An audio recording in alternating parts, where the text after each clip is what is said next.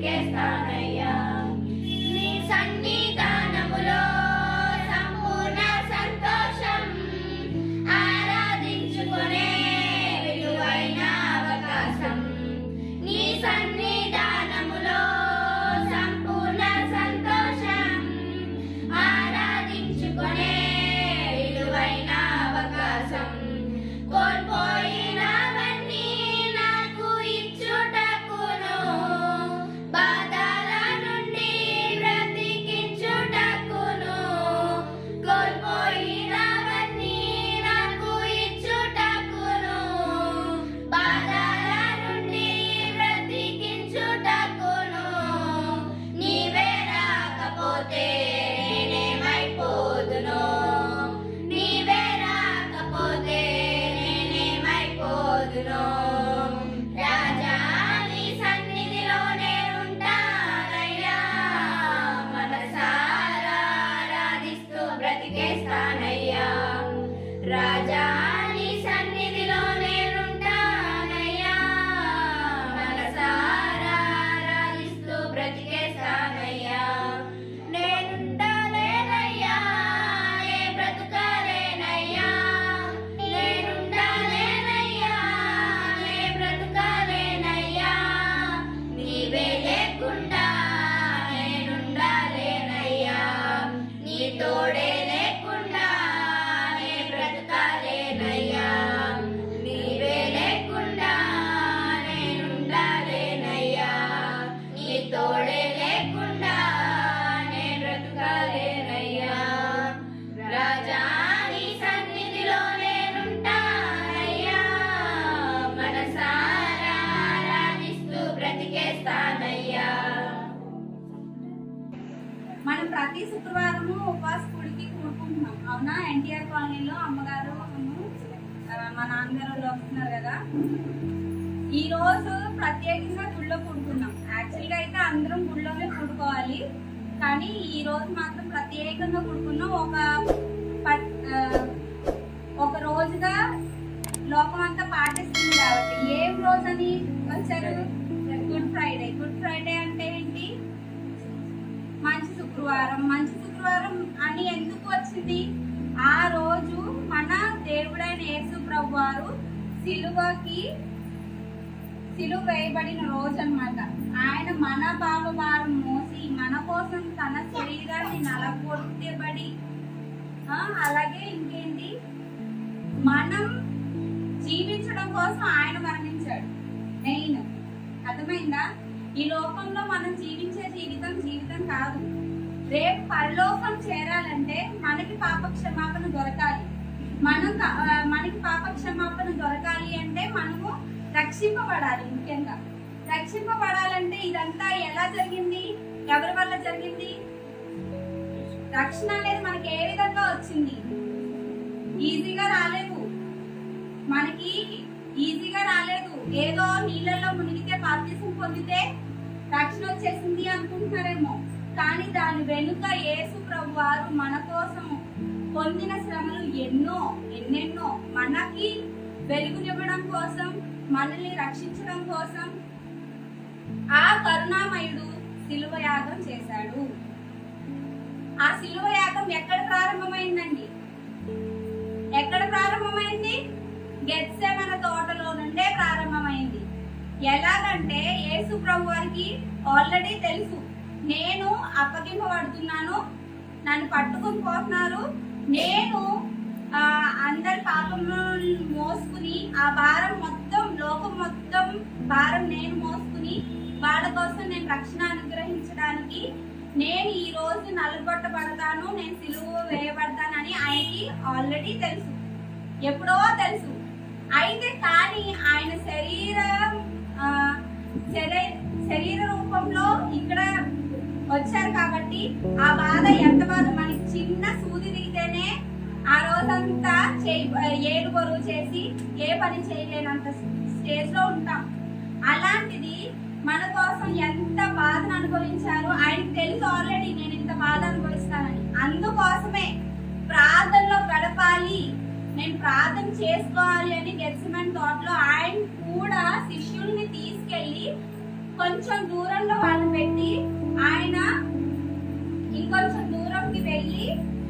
సిద్ధపడుతున్నారన్నమాట. ప్రార్థన ఏ రకంగా చేశారంటే ఆ రోజు ఆయన చెమట రక్త బిందువు వల్లే మారింది. ఆయన స్వేదం, ఆయన ఒంటి నుండి వచ్చే స్వేదం అనేది రక్తముగా మారిపోయింది. ఆయన అంత బాధపడి ప్రార్థన చేస్తూ ఉన్నారనమాట. మధ్యలో వచ్చి శిష్యుని చూస్తున్నారు. వాళ్ళు నిద్రామగ్గులై ఉన్నారు.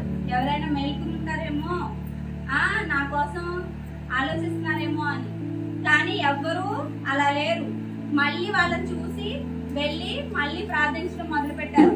ఈ రోజులో ఇస్కరియోతు యోధ, అతను ఎవరండి? శిష్యుడే, దేవుని యొక్క శిష్యుడే. ఆ శిష్యుడే 30 వెండి నాణాలకి అమ్మేసుకుని వచ్చి గుర్తుగా ఏం చెప్పారు? యేసు ప్రభుని హత్తుకుని ముద్దించిన ఆయన యేసు ప్రభు వారు, మీరు ఆయన వెంటనే పట్టేసుకోండి, తీసుకెళ్ళండి అని చెప్పారనమాట. ఇదంతా జరిగింది. మనం ముఖ్యంగా ఈ రోజు కూడుకున్న దానికి నేను ఏం చెప్పాలనుకుంటున్నానంటే, సిలువ మీద ఆయన మాట్లాడిన 7 మాటలు ఉన్నాయి ఆయన చనిపోయే ముందు. ఓకే, ఈ రోజు మన మెయిన్ టాపిక్ అంతా 7 మాటలు సిలువ మీద ఉండి ఆయన పలికిన మాటల గురించి చెప్పుకున్నాం. ఓకేనా? ఫస్ట్ ఏంటంటే, మనం ఆయన దగ్గర నుండి ఎన్నో నేర్చుకోవచ్చు. సిలువ మీద ఆయన బాధలన్నీ చెప్పుకుంటే చాలా టైం పడుతుంది. కానీ నేను ఈ 7 మాటలు చెప్పాలనుకుంటున్నాను కాబట్టి ఆయన బాధలు వర్ణించదలుచుకోవాలా. కానీ ఆయన ఎంత బాధపడ్డారంటే, సిలువ మోయడం ఒక్కటే కాదండి, ఆయన బట్టలు చీట్లు వేసుకున్నారు, ఆయనకి ముళ్ళ కిరీటం ధరించారు, దాహం అంటే చేదు చిరకనిచ్చారు, అలాగే కాళ్ళల్లో చేతుల్లో మేకలు తెగొట్టారు. ఇంకా బ్రతికున్నాడా చనిపోయాడా అని తెలుసుకోవడం కోసం బక్కలో బల్లాన్ని దించారు. మామూలు శ్రమ కాదండి, గుమ్ము వేశారు ఆయన మీద. ఆయన ఇంతకీ ఏమైనా తప్పు చేశారా అంటే తప్పే చేయలేదు. అసలు పిలాతు కూడా చేయగడిగేసుకున్నాడు, నేనేం శిక్షించలేను అని. అయినా కూడా సరే ఆయన్ని సిలువ వేయడానికి అప్పగించాల్సి వచ్చింది. వాళ్ళు అప్పగించాక ఎన్నో విధాలుగా హింసించారు. ఓకేనా? ఇప్పుడు మనం ఏం చెప్పుకుంటున్నామంటే, సిలువ మీద వేలాడడం మొదలు పెట్టిన దాని నుండి ఆ సమయంలో ఆయన పలికిన 7 మాటలు ఏంటంటే, ఇప్పుడు నేను చెప్పే ప్రతి మాటని మీరు మైండ్ లో నోటీస్ చేసేసుకోవాలి. ప్రతిసారి వాటిని చూడడం కాదు. ఆయన 7 మాటలు అంటే ఏంటి అనేది గుర్తుంచేసుకోవాలి. ఓకేనా? ఆ రకంగా చెప్తాను, వినండి. ఫస్ట్, ఆయన సిలువ మీద ఉండి కూడా ఆయన మనకి ఏం నేర్పించాడంటే, క్షమించడం ఎలాగూ అనేది నేర్పించాడు. క్షమించడం ఎలాగూ అనేది నేర్పించాడు. ఎక్కడ అంటే, లూకా సువార్త 23వ అధ్యాయము 34-43 వచనాల్లో ఉంది. 34వ వచనంలో ఉంది ఏంటంటే, తండ్రి వీరేమి చేయుచున్నారో వీరెరుగరు గనుక వీరిని క్షమించండి అని చెప్పాడు. యేసు మొదట పలికిన మాట ఏంటండి? తండ్రి వీరేమి చేయుచున్నారో వీరు ఎరుగరు గనుక వీరిని క్షమించండి. మనము ఎవరినైనా క్షమిస్తామా అండి? త్వరగా సొంత పిల్లల్నే మనం క్షమించాం. ఏదన్నా చిన్న తప్పు చేస్తేనే వెంటనే వాళ్ళకి శిక్ష పడిపోద్ది. కానీ దేవుని అంతగా వాళ్ళు శిక్షించినా వాళ్ళని తిరిగి శిక్షించాలి అనుకోలేదు. ఒక మాట కూడా మాట్లాడలేదు. మళ్ళీ పైగా ఏమన్నారు ఆయన? వీరిని క్షమించండి. వీళ్ళు ఏం చేస్తున్నారో వీళ్ళకి తెలియదు కాబట్టి వీళ్ళని క్షమించండి అని చెప్పాడు దేవుడు. మొదట పలికిన మాట అదనమాట. అలాగే 43వ వచనంలో 2వ మాట ఉంటుంది ఏంటంటే, నేడు నీవు నాతో కూడా పరదైసులో ఉండువు. ఎవరి గురించి మాట్లాడారు ఈ మాట? ఆయన పక్కన 2 దొంగలు సిలువ వేయబడ్డారు యేసుతో పాటు. అవునా? వాళ్ళల్లో ఒక శిష్యుడు ఏమన్నాడంటే, ఒక దొంగ ఏమన్నాడంటే, సిలువ మీద వేలాడేటప్పుడు ఒక దొంగ ఏమన్నాడంటే, నువ్వు దేవుడు కదా, ఆ దేవుని కుమారుడు కదా, అక్కడ నుండి మా కోసమే వచ్చావు కదా. 43వ వచనంలో ఏముంది చదవండి.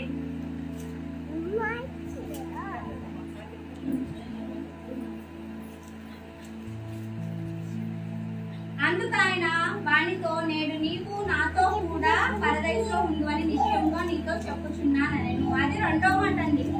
ఎందుకని అన్నాడంటే, ఫస్ట్ దొంగేమో రక్షించుకో, నన్ను మమ్మల్ని కూడా రక్షించు అనేసి అపహసిస్తే రెండో దొంగ ఏమన్నాడంటే, నువ్వు మాట్లాడకు, మనం మాట్లాడటానికైనా అర్హులం కాదు, మనం ఈ శిక్ష పొందడానికి మనము అర్హులమే, కానీ ఈయన ఏ పాపం ఎరగలేదు అని చెప్పి, దేవా నన్ను కూడా నీతో పాటు నీ రాజ్యంకి తీసుకెళ్తావా అని అడిగితే అప్పుడు అన్న మాట అన్నమాట. ఏమన్నారు ఆయన రెండో మాట అంటే, అక్కడ మనం ఏం నేర్చుకుంటున్నాం? ఆదరించడం ఎలాగా, మన తోటి వారిని మనం ఆదరిస్తామా? ఏదైనా హెల్ప్ కావాలి అంటే సహాయం చేయగలుగుతామా? కానీ యేసు ప్రభు వారు సిలువపై నుండి కూడా ఏం చేశారు? ఆదరించాడు. ఎంత ఆధారం చూపించారండి. మనకులాగా ఆ సిలువ మీద వేలాడుతున్న దొంగ నీతిమంతుడుగా ఉన్నాడా? అబద్ధాలు చెప్పకుండా అలా ఉన్నాడా? కానీ ఆయన చూపిన ఒకే ఒక్క నమ్మిక ఏంటంటే, యేసు ప్రభు వారు ఆయన ఏ తప్పు చేయలేదు, ఈ శిక్షకి అర్హుడు కాదు, కానీ మనమైతే దొంగలం, మనం ఈ శిక్షకి అర్హులమే అని ఒప్పుకున్న ఒప్పుకోలు ఆయన ఏం చేసింది? నేడు నీవు నాతో కూడా పరదేశంలో ఉంటావు అని ఒక ఆదరణ చూపించే మాటని ఆయన పొందగలిగాడు ఆ దొంగ. ఓకేనా? అది రెండో మాట, దేవుడు పలికిన మాట. సరే, మూడో మాట ఏంటంటే యోహాను సువార్త 19వ అధ్యాయం 26-27 వచనాల్లో ఉందండి.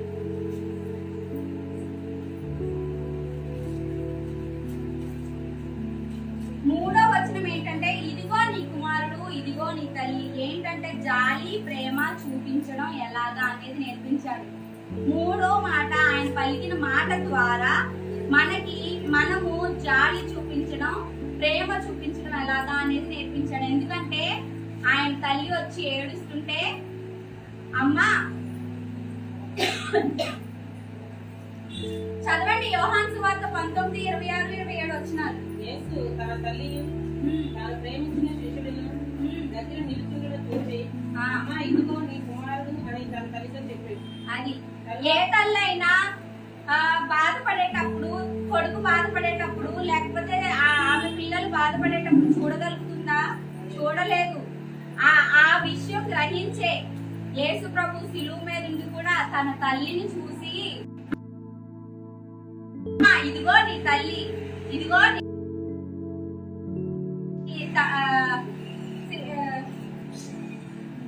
ఇదిగో నీ కుమారుడు అని చెప్పి, అర్థమైందా అక్కడ ఏం జరిగింది అనేది?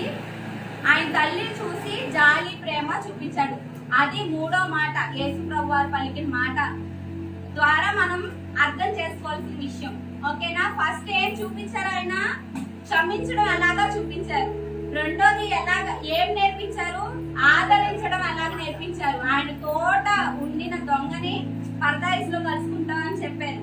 మూడో మాట ఏంటి? తల్లిని చూసి ఇదిగో నీ తల్లి, ఇదిగో నీ కుమారుడు. నాలుగో మాట నుండి సహించడం ఎలా అని నేర్పించారు. ఆ సహించడం ఎలాగూ అనేది నేర్పించడం ఎలాగంటే, నాలుగో మాట ఏంటంటే ఆయన పలికిన మాట, నా దేవా నా దేవా నన్ను ఎందుకు ఇంత శ్రమకి వదిలేసావు ప్రభువా అని. అర్థమైందా? ఆయన ఏమన్నారు? ఆ వచనం చూడండి, మత్తయి సువార్త 27:46 వచనం. 27 మత్తయి సువార్త 27:46 వచనం. అక్కడ ఆయన సహిస్తున్నారు. ఆయన ఎంతో నొప్పితో ఉన్నారు, ఆయన ఎంతో వేదనతో ఉన్నారు, ఆయన ఎంతో బాధతో ఉన్నారు. అవునా? అయినప్పటికీ అప్పుడు ఆయన నొప్పిని భరిస్తూ ఏమన్నారు? ఆయన మత్తయి సువార్త 27:46 వచనం చదవండి. ఇంచుమించు 3 గంటలు అన్నప్పుడు యేసు ఏలి లామా సబక్తాని అని దగ్గరగా కేకవేశాడు. ఆ మాటకు నా దేవా నన్ను ఎందుకు చేయించావు? అక్కడ నిలిచి ఉన్న వారిలో కొందరు ఆ మాట విని, ఇతడు ఏలియాను పిలుస్తున్నాడని. విన్నారా? ఆయన ఇంచుమించు ఎన్ని గంటలు శ్రమ పడ్డారంటే ఆ సిలువ మీద కూడా వేలాడుతూ ఉన్నారు. అలాంటి టైంలో ఆయన బాధతో సహిస్తూ ఏమన్నారంటే నన్నెందుకు చేయి విడిచావు ప్రభువా అని. ఎంత బాధ అండి, ఎంత బాధ అది. మన తల్లిదండ్రులు మనల్ని వదిలేస్తే మనం ఎంత బాధపడతాం, ఇంకా అసలు బ్రతకాలనిపిస్తుందా, బ్రతకగలమా? అలాంటిది యేసు ప్రభు వారు మనందరి కష్టాల కోసం తండ్రి అయిన దేవుడు యేసు ప్రభు వారిని మనకు అప్పగించేశారు. మన పాపాల కోసం ఆయన మనల్ని రక్షించడం కోసం ఆయన మన కోసం అప్పగించారు. అంటే ఆయన ఏం చేశారు, అక్కడ చేయి విడిచి ఈ శ్రమకి ఆయన వదిలేశారు అని అర్థం. అందుకనే ఆయన ఎంతో బాధతో సహిస్తూ ఏమన్నారు, ఏలి ఏలి లామా సబక్తానీ, అంటే నా దేవా నన్ను ఎందుకు చేయి విడిచావు. ఆ మాటలో ఏడుపు కూడా వస్తుంది, అంత బాధ, నిజంగా ఎంత బాధ. ఒక్కరోజు నీ తల్లి నీతో మాట్లాడకపోతేనే ఎంత బాధపడతావా? ఒకరోజు నీ తండ్రి నీతో మాట్లాడకపోతే బాధపడతావా? మన కోసం మరణించడానికి వచ్చిన ప్రభువుని, యేసు ప్రభువుని ఏకంగా తన తండ్రి చెయ్యి విడిచావు అని పడిన బాధ ఎంత బాధ అండి. ఆలోచించండి. ఒక్కసారి ఆయన ప్లేస్ లో ఎవరు ఉండలేమనుకో, మనం చెప్పలేము ఆ మాట. ఉండి చూడండి అని చెప్పలేం, అంత వర్ణనాతీతం. చిన్న గీత పడితేనే ఏమి హంగామా చేస్తాం ఇంట్లో అందరం, చిన్న బాధకి. కానీ ఆయన ఎంత సహించాడు. సహిస్తూ ఏమని అన్నారు, దేవా నన్ను ఎందుకు చేయి విడిచావు అన్నారు. అంటే మనకు అక్కడ సహనం కూడా నేర్పించాడండి. మనం చిన్న బాధకే కృంగిపోతాం, చిన్న బాధకే వంగిపోతాం, నలిగిపోతాం. ఏంటో ఇక లోకంలో నాకు మించిన శ్రమలు ఎవరికి రావండి, నా బాధ ఇంకా నాతోటి ఎవరికి రాకూడదు అంటాం. కానీ దేవునికి వచ్చిన శ్రమ, దేవునికి కలిగిన బాధ ఎవరము ఆయన స్థానంలో ఉండి ఊహించుకోలేమన్నమాట. ఓకేనా? నాలుగవదిగా మనం ఏం నేర్చుకున్నాం, ఆయన పలికిన మాట ద్వారా సహించడం ఎలా అనేది నేర్చుకున్నాం. ఐదోది ఏంటంటే యోహాను సువార్త 19వ అధ్యాయం 28వ వచనం. యోహాను సువార్త 19వ అధ్యాయం 28వ వచనం. అది 5వ మాట. ఆ 5వ మాట నుండి మనం ఏం నేర్చుకుంటామంటే శ్రమ పడడం ఎలా అనేది నేర్చుకుంటాం. ఒకసారి చదవండి యోహాను సువార్త 19:28. అటు తర్వాత సమస్తమును అప్పటికి సమాప్తమైనదని యేసు ఎరిగి లేఖనము నెరవేరినట్లు నేను దప్పికొనుచున్నానని. అది ఆమేన్. ఇక్కడ ఏంటి మెయిన్ పాయింట్ అంటే నేను దప్పికొనుచున్నాను. మనకి దాహం అయితే ఎంత శ్రమ పడతామండి. అప్పటికే ఆయన ఒంట్లో రక్తం అంతా కూడా దారులుగా పోయింది.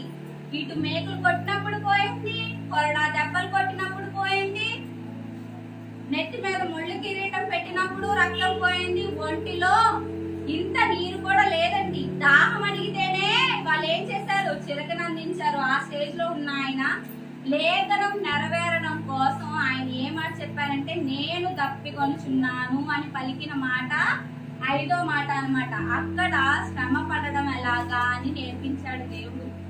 మనం చిన్న శ్రమలకే అయ్యో నాకు కలిగిన శ్రమ ఎవరికి కలగదనుకుంటాం. కానీ అది శ్రమే కాదు. మనకు వచ్చిన ఏ శ్రమ అది ఆర్థిక శ్రమే కానీ, శారీరక బాధే కానీ అవి అసలు శ్రమలే కాదండి. నీ ఆత్మ నువ్వు కోల్పోతావు చూడు, దేవునికి అప్పగించుకోకుండా శరీరానుసారిగానే జీవిస్తావు చూడు, అది నీ శ్రమ, అది శ్రమ పడడం. నీ ఆత్మ నువ్వు ఎప్పుడైతే దేవునికి అప్పగించుకుంటావో చూడు, అది నీకు శ్రమే. దేవునికి అప్పగించుకున్న వాళ్ళు ఈ రోజు ఇక్కడ కూడుకుంటున్నారు. అర్థమైందా? శ్రమ పడడం ఎలాగో దేవుడు నేర్పించాడు. ఏ విధంగా ఆయన దప్పికొనుచున్నాను అని చెప్పే స్టేజ్కి వచ్చేసింది. ఆయన పలికిన 5వ మాట ఏంటంటే నేను దప్పికొనుచున్నాను అని చెప్పాడు. ఎందుకంటే ఇంక అక్కడితో సమాప్తం అయిపోతుందని ఆయనకి ముందే తెలుసు. ఆయన ఇంత శ్రమ పడతాడని ఆయనకు ముందే తెలుసు. సరే 6వ మాట, యేసు ప్రభువు చెప్పిన 6వ మాట అదే అధ్యాయంలో యోహాను సువార్త 19:30లో ఉంది చూడండి. యేసు ఆ చెరక పుచ్చుకొని సమాప్తమైనదని చెప్పి అది తల వంచి ఆత్మను అప్పగించాడు. అది 6వ పాయింట్. 6వ మాట పలికేటప్పటికే ఆయన ఏం చెప్పారు? సమాప్తమైనది అని చెప్పారు. అంటే అక్కడ మనం ఒకటి నేర్చుకోవచ్చు, సాధించడం ఎలా. యేసు ప్రభు వారు సాతాను మీద విజయం సాధించాడా లేదా? అక్కడితో సమాప్తమైంది. ఆయన శిలువ మరణం, ఆయన ఆత్మను అప్పగించుకుంటున్నాడు అంటే అర్థం ఏంటి? అక్కడితో అన్ని క్లోజ్ అయిపోయింది. మన పాపానికి రక్షణ దొరికింది, మన అంధకార సంబంధమైన జీవితానికి వెలుగు దొరికింది, ఆయన మరణంతో మనకి రక్షణ దొరికింది. ఆ విధంగా ఏమైంది? సమాప్తమైంది. ఆయన ఆ మాట పలికారు 6వ మాటగా. అంటే ఇంకా అక్కడ ఆత్మని అప్పగించుకున్నాడు అన్నమాట. ఇంకా లాస్ట్ గా లూకా సువార్త 23:46 చూడండి. సమాప్తమైందని చెప్పాక ఆయన పలికిన ఏడో మాట ఏంటంటే, నీ చేతులకు నా ఆత్మను అప్పగించుచున్నాను అని పలికారు. ఏడో మాట ఏంటండి? నీ చేతులకు నేను నా ఆత్మని అప్పగించుచున్నాను. అంటే చనిపోవడం ఎలాగో కూడా ఆయన మనకి నేర్పించారు. అర్థమైందా? చనిపోతే అందరూ బాధపడతారు, చనిపోతున్నామని మనం కూడా బాధపడతాం చనిపోయే స్టేజ్ లో. కానీ అది అలా కాదండి. చనిపోవడం ఎలాగో అంటే యేసు ప్రభు వారు చనిపోయేటప్పుడు ఆనందంగానే చనిపోయారు. ఆయన ఏం బాధతో చనిపోలేదు. ఎందుకంటే ఆయన సాధించాల్సింది, మనకి ఇవ్వాల్సింది ఇచ్చే ఆయన ప్రాణాన్ని అప్పగించుకున్నారు, ఆయన ఆత్మను అప్పగించుకున్నారు. అర్థమైందా అండి? ఆయన పలికిన ఏడో మాట ఏంటి చెప్పండి?